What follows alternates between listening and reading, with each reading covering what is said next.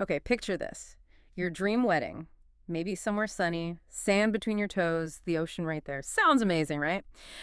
But then reality bites. That little voice worrying about your savings, or maybe even worse, going into debt for it all. So, our mission today in this deep dive is basically to give you a shortcut. We want you to be really well informed about planning that amazing destination wedding without, the financial hangover, just good memories. Exactly. And we found a fantastic source for this, a really detailed guide from Wineful Living. What's great is it's based on like a real couple's story.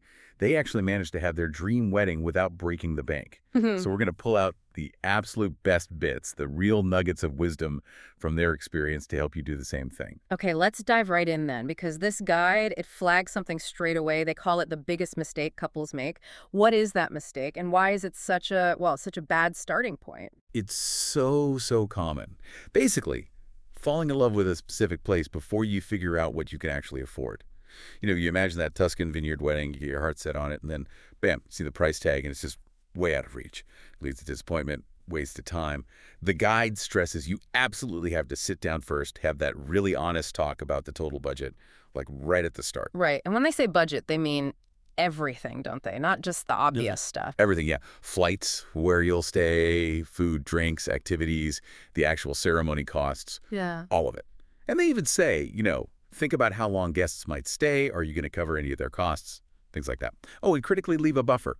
About 15%, they suggest, for those unexpected things that always seem to pop up. The 15% buffer sounds smart, so it's not just wishful thinking. Not at all. They even talk about creating different scenarios. Like, okay, here's the bare minimum budget, here's a comfortable one, and here's the dream version. It helps you see which destinations are actually realistic. Their own example was they initially dreamed of Italy, but then they crunched the numbers and found Portugal offered a similar vibe, that charm, for almost half the cost. Wow, half the cost. Okay, so the takeaway here for you listening is start with the numbers.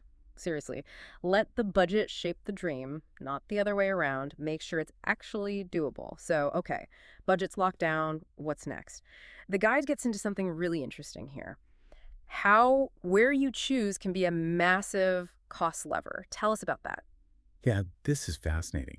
How strategic location choices can just give you so much more value without feeling like you're sacrificing anything. Yeah. They talk about all-inclusive resorts, calling them potential gold mines for affordable destination weddings. Because these packages often bundle everything: accommodation, food, drinks, sometimes even the wedding planner, the cake, basic decorations into one price.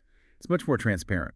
Right, less juggling individual vendors. And they found some places offered way better value than others. Oh, definitely. They highlighted places like Mexico and the Dominican Republic, where their dollars just went so much further compared to, say, Hawaii or some of the more expensive Caribbean spots. The comparison they gave was pretty stark. Like, 5 nights at a good all-inclusive in Mexico cost about the same as just 2 nights in Maui. Whoa, okay. That's a big difference. It's huge. And it's not just all-inclusive. They also talk about exchange rates. Picking countries where your home currency is strong. Places in Central America, like Costa Rica or Belize, apparently saved them almost 40% just because of the exchange rate advantage. And they also mention wine regions, like Portugal again, as great affordable options that have built-in activities for guests, too. So yeah, being smart about the where is a really big deal for the budget. Okay, budget, location, check, check. But the guide apparently points to one thing as maybe the single most effective way to keep costs down for a destination wedding. What is it? It's the guest list. Simple as that, really. That makes sense. Fewer people, fewer costs. Exactly. It's a direct link, right? Okay. Every extra person means another meal, maybe help with their travel, welcome gifts, table settings. Yeah. It all just adds up. And fast. And the guide gives a personal example, right? From Mia, the author. Yeah, they mentioned trimming their initial list down from about 75 people to just 30. Their absolute closest friends and family. That's a big cut. It really is. So how did they handle that? Telling people they weren't invited to the main event, that can be awkward. Super awkward, potentially. But their approach was all about being upfront and managing expectations early. They send out really casual email, save the dates, almost a year ahead. And in that email, they just explained, look, we're doing a very small celebration abroad, but we're also planning a casual party back home later for everyone. That transparency seemed key. Plus, they went digital for invites, too. Saved hundreds on printing, postage, and guests apparently liked having all the info online easily. Okay, so that transparency and the promise of a local celebration helps. Yeah, seems so. And it really brings up that point about, focusing on quality time with a smaller group versus just quantity. Making that choice clarifies a lot of the planning. Right. So we've covered budget, location strategy, keeping the guest list tight. What about the actual travel and booking side of things? Any hacks there? Oh yeah, big time.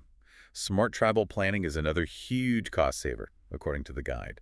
They talk a lot about timing, specifically booking during the off-peak or the shoulder seasons, that sweet spot just before or just after the main tourist rush. Ah, so you still get decent weather, but maybe lower prices. Exactly. Their example was Mexico again. They booked for early May instead of June, saved them about 30% on the resort rates, plus they found way better flight deals. And the weather in early May was apparently still perfect. 30% just for shifting dates slightly. That's significant. It really is. Yeah. And then there's the power of group bookings. This is a big one. Lots of resorts will offer a free room or significant discounts if you book a block of rooms together, maybe 10 or more. They actually negotiated a complimentary honeymoon suite worth like $3,000 just because their guests booked over 10 rooms through their block. Wow. Okay, so coordinating with guests on booking can pay off directly for the couple. Definitely. And they mentioned airlines sometimes offer group rates too if you have 10 or more people flying on the same itinerary. So again, it really hammers home that being strategic about when you book and how you book is just as vital as where you choose to go. Absolutely. And, if you apply that same kind of strategic, maybe slightly unconventional thinking to the wedding itself, Yeah. well, the savings keep coming. How so? What kind of traditional things did they rethink? Well, one of the points they make is that a lot of standard wedding expenses just aren't as necessary or even practical for a destination wedding. It's an opportunity to get creative. It's about focusing on what really adds to the experience over just ticking traditional boxes, like their beach ceremony. The backdrop was already stunning, right? So they found they needed minimal decoration, just a simple arch, some local flowers, save thousands compared to what a big floral setup might cost back home. That makes sense. Let the location do the heavy lifting aesthetically. Totally. And instead of a big formal sit-down reception dinner, which can be super expensive, they organized a sunset catamaran cruise for all their guests the day after the wedding. Which sounds amazing, right? It became this unforgettable shared experience and likely cost less than decking out a ballroom. Okay, a sunset cruise instead of a formal dinner. That's a cool swap. Did they mention how they handled, family expectations around things like a traditional reception? It goes back to that transparency thing. They were clear from the start this was going to be more experience-focused. And having the casual party planned back home probably helped smooth things over. Other things they cut: printed programs, menus, even physical save-the-dates, all digital. Saved money, less hassle. For wedding favors, instead of something generic, they bought some inexpensive local crafts from a market, authentic souvenirs for guests, and even the rehearsal dinner was reimagined. Just a casual wine and cheese gathering on a terrace at the resort cost way less than a formal catered event. So it sounds like the theme is constantly asking, is this essential? Or is there a more experiential, maybe more local, and probably cheaper way to do this? That's exactly it. Prioritizing the experience, the connection, over just stuff. And it leads to a more authentic celebration too, they found. Okay, this all sounds great. Smart choices, creative swaps. Right. But none of it works without actual financial discipline, right? The guide must touch on how they manage the money day to day. Oh, absolutely. They make it crystal clear. This debt-free approach needs strict discipline. You can't just hope for the best. They detail a really methodical system. First step, open a completely separate bank account just for wedding expenses. Then they set up automatic monthly transfers into that account. That way they always had a clear picture of exactly how much cash they actually had available for the wedding. No dipping into regular savings. A dedicated wedding fund. Smart. Keeps things clean. Very clean. And they tracked everything meticulously, like a detailed spreadsheet. Every single deposit made, every final payment due date, the remaining balance for every single vendor. It kept them totally on top of the cash flow. Sounds like a project manager's approach. Kind of, yeah. And they made this pact, a cash-only pact, essentially. If the money wasn't physically in that wedding account to pay for something, they just didn't buy it or book it, period. It forced them, they said, to make practical choices over emotional ones sometimes. That takes discipline. What about things you often have to put on a credit card, like flights? Good question. For those unavoidable card purchases, their rule was immediately transfer the exact amount from the dedicated wedding fund to pay off that card balance right away, before any interest could hit. It also forced prioritization. Like, they really wanted amazing photos, so they invested in a professional photographer.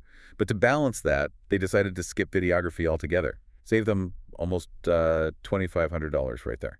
Okay, so it's about conscious trade-offs funded by actual cash you have, all tracked carefully. Not about feeling deprived, but feeling in control. Exactly. Control over the financial reality of it all. All right, before we wrap this up, did the Windful Living Guide offer any other sort of bonus tips, quick wins for saving money? Yeah, a few more smart moves that build on these main ideas. One was booking a weekday ceremony. They chose a Thursday instead of a Saturday. That alone saved them 25% on the venue fee instantly, which then freed up money for other things they valued more, like upgrading the photography package. A weekday wedding. Interesting. Not always possible, but a huge saver if it works for your group. Right. Another idea was combining the wedding and honeymoon. After their guests left, they just moved to a different, maybe quieter resort nearby for another week. Saved on separate travel costs, obviously. And they even managed to negotiate a free transfer between the resorts. Nice. Smart logistics. Mm-hmm. And reinforcing the earlier point about local flavor, using local vendors whenever possible, their local photographer, local florist, charged way less than bringing someone from home, and they were apparently thrilled with the results. Still got that authentic, beautiful look. Oh, and even practical stuff like the dress code. A lighter, beach-appropriate wedding dress often costs less than a heavy traditional ball gown, and it just makes more sense in the climate. Yeah, practicality plays a role too. So the big picture seems to be constantly looking for value and focusing on the experience over maybe traditional expectations or material things. That's the thread through all of it, really. Focus on the experience. Okay, so wrapping this all up, planning that dream destination wedding without landing in debt, it really boils down to making very conscious, intentional choices.